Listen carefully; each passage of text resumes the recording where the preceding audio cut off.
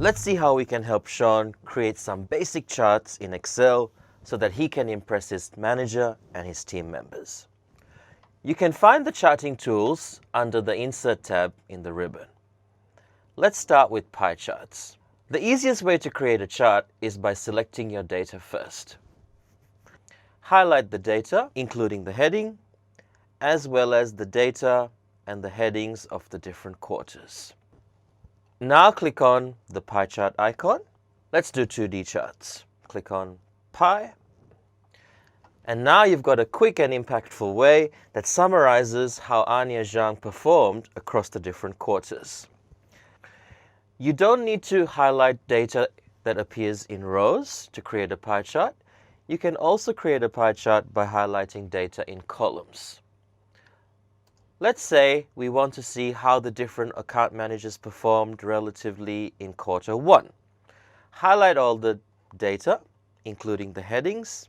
Click on Insert, click on the pie chart icon, click on 2D pie, the simple one.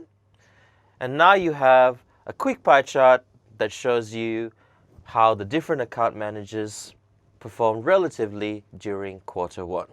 Let's see what happens when we try to include more than one series in a pie chart. Highlight account manager names, quarter 1, quarter 2, and all of the data. Click on Insert, click on the pie chart icon, click on 2D pie. Nothing really happened.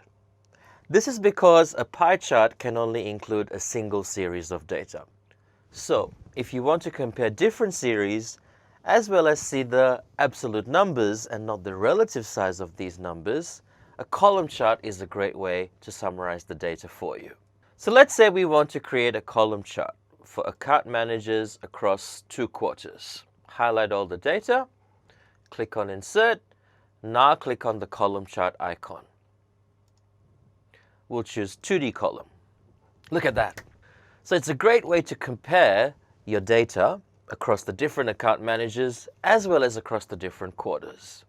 Let's say your manager is so impressed that he or she wants you to include all the quarters in your chart. You don't need to create your chart all over again. Click on the chart so the chart gets selected, and then you'll see that Excel will highlight where all the data, where all the information in the chart comes from. You'll see fill handles for all of these. So let's say you wanted to include quarter 3, you drag the fill handle to include quarter 3. Let go, and look at that. Quarter 3 has now just been added to your chart.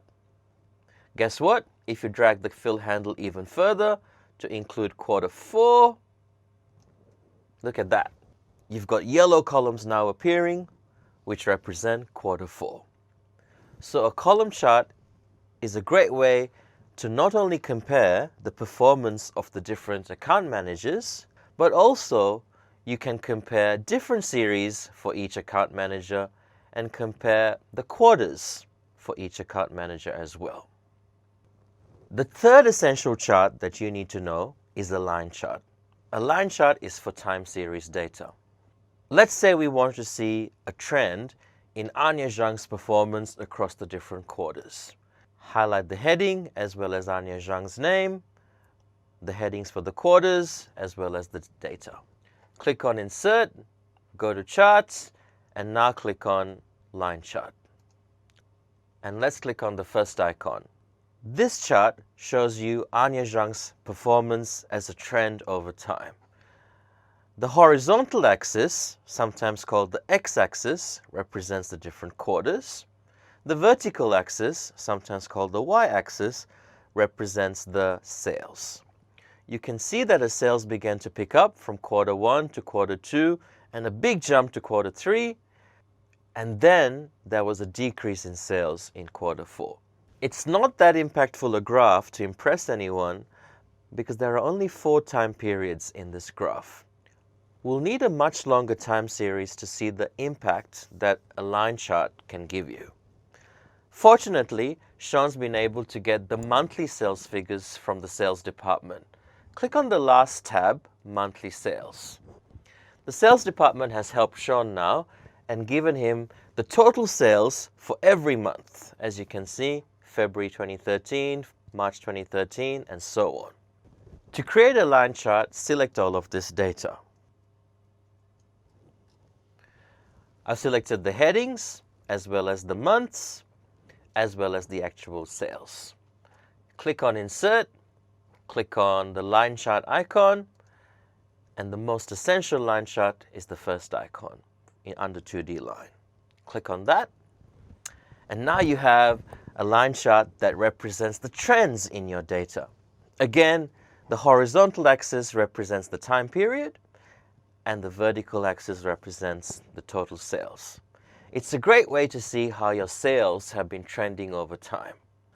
Like column charts, line charts can include more than one series. So, here's a challenge. Have a play with Excel and see how you can create a line chart that has more than one series.